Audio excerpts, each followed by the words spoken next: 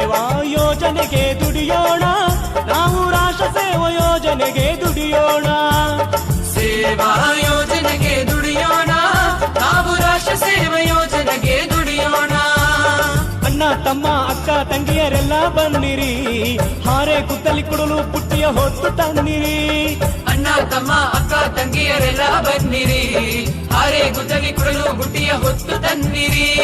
ಸೇವಾ ಸೇವಾ ಸೇವಾ ಯೋಜನೆಗೆ ದುಡಿ